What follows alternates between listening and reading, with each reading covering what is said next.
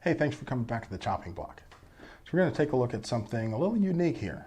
The owner of JT Defense got in touch with me and told me about this mini red dot mount that they make.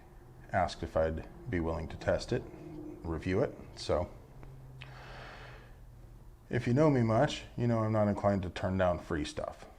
Of course I said yes. Let's take a look.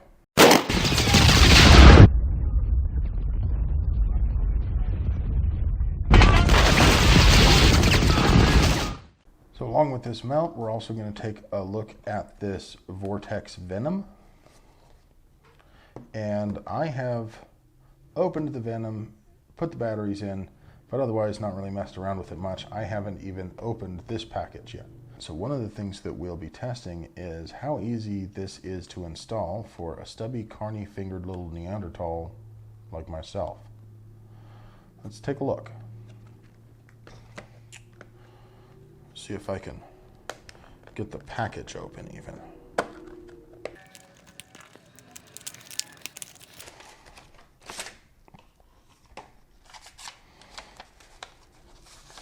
Not a whole lot of extra frills spent there, and I kind of appreciate that because I'd rather pay for your R&D and your process, not for the packaging. Presumably, some of these screws will match these Allen wrenches I got here, but I honestly don't know. Okay. So it looks like we've got 3 of this length of screw. We've got 2 of that length. We have this mounting plate and this plate.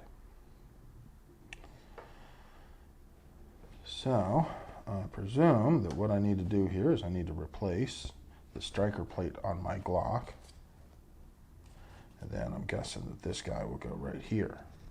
That'll probably be one of these longer screws here. Then the other 2 longer screws, maybe, I guess. We got a little dovetail here that'll fit in the dovetail on my slide. And the idea is that we can mount a mini red dot sight without having to machine the slide at all.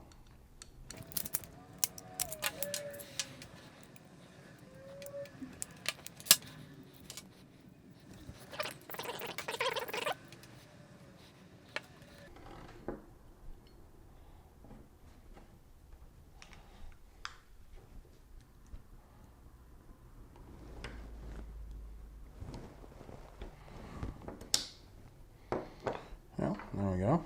That part's easy enough.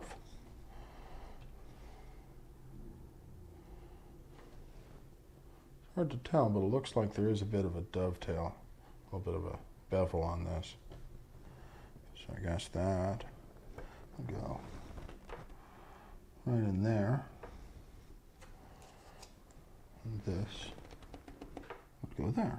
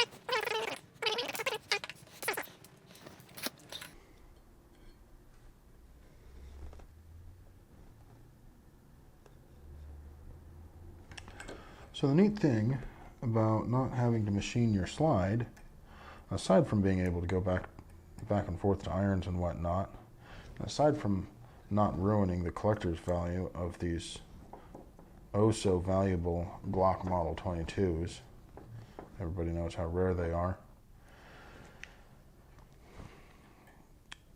not machining the slide means that when the next model of mini red dot comes out and it has a different pattern than the last one, which had a different pattern than the one before that, and the one before that,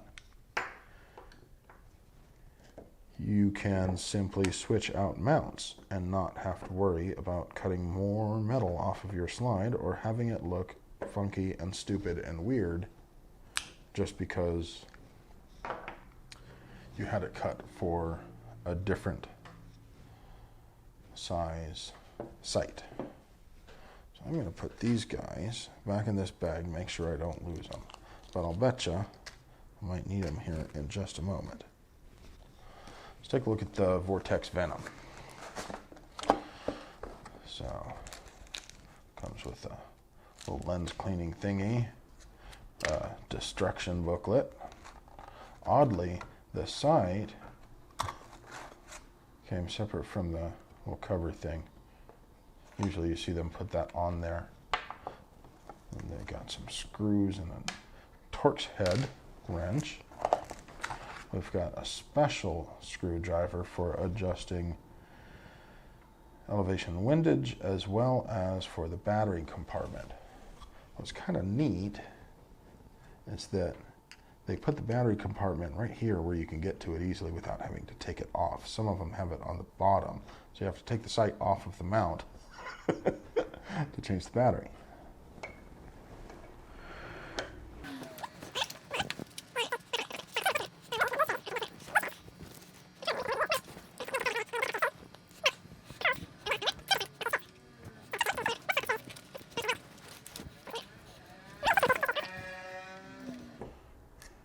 Now you may notice that this does not co-witness, aside from the fact that there is no rear sight here anymore.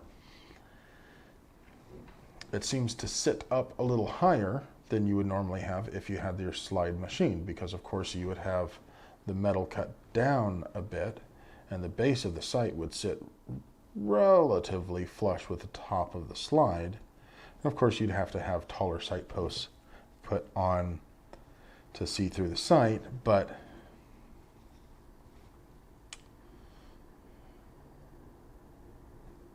it may not be as much of an issue. We'll see. We'll get this out to the range and see how much that matters.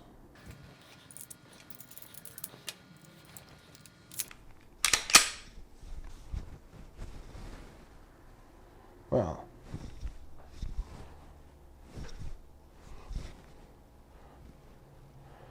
it's a nice big window. I like that it's, I like the dimensions of the shape of it.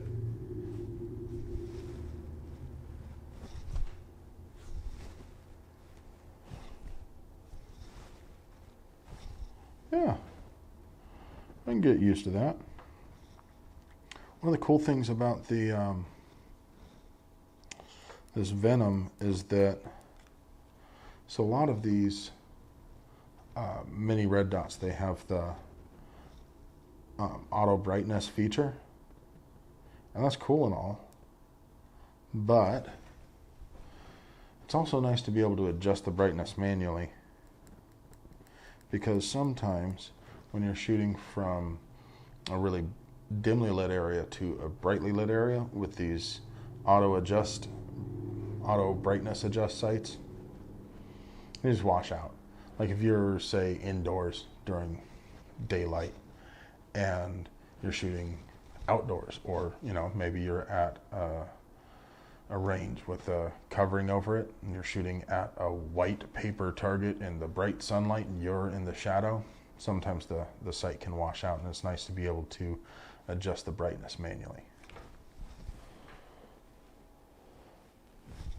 But yeah, I dig it. We'll see.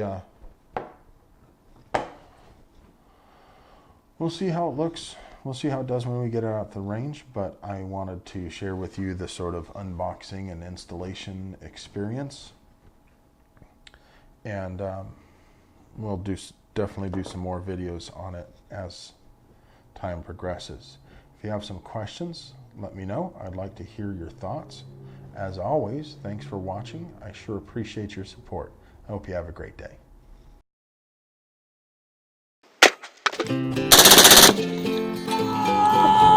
You got